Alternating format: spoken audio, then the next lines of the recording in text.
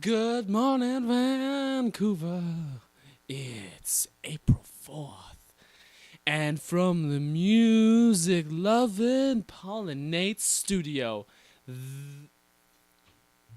What are you doing? Will you get out of here? Shoo, get out. Jeez. What the heck?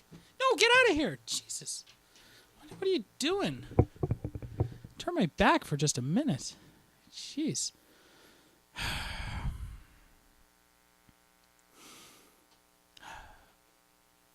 Hey, hold on a second. What have you done to the place? Much better. All right. Good morning, Vancouver. It is April 4th, and from the lovely Pollinate Studio, this is Terminal City News.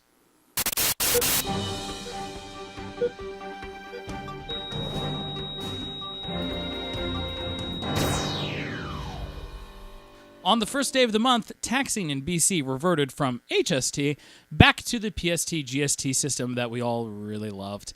And although it's far more complicated and actually costs both the average consumer and the government far more in the long run, at least a message was sent strongly back to our provincial government. Stop lying to us, you dicks! For some curious reason, though, many consumers were taken by surprise by the change, wondering if it was an April Fool's prank. Which is astounding. This has been like a point of contention for the last couple of years. And then when it happens, people are like, what? I didn't see this coming.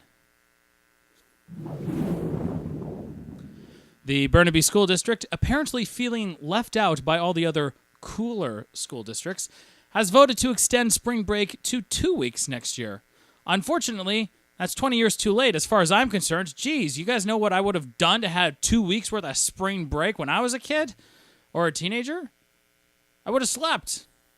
A lot more. Been happy about it. I hate high school. In Langley, a 75-year-old woman was certain to perish in a house fire when 5 gentlemen burst in and saved her life.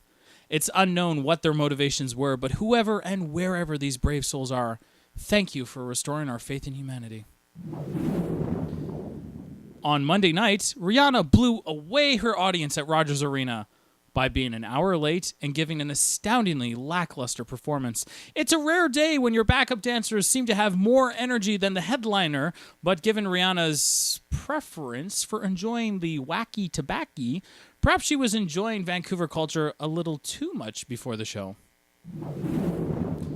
In Pitt Meadows, the agricultural community is finding itself worried about the invasion of the Asian fruit fly, a pest known for having a serrated belly and slicing open fruit to lay their horrible gooey eggs inside. Now, I contacted a spokesperson for the Asian fruit fly conglomerate for a comment and received buzz buzz buzz buzz buzz buzz buzz buzz buzz buzz.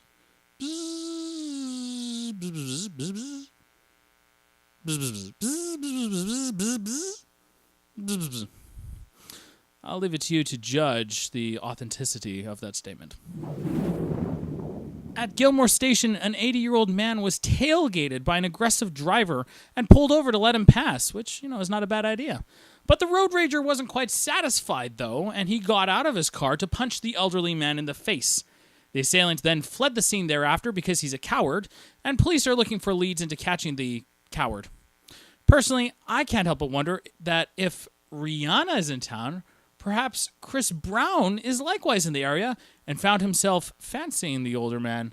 And for those of you who are aghast I am making a joke at the expense of an older man's assault, I assure you I am not.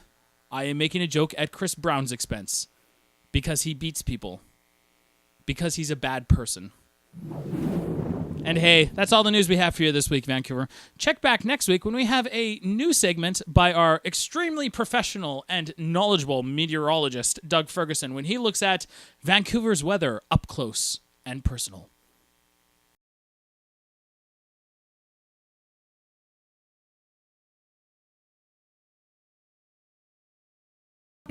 Hey, everyone, check out these shotguns, huh? Yeah, don't look at the third nipple. Look at the muscles. There you go. Yeah.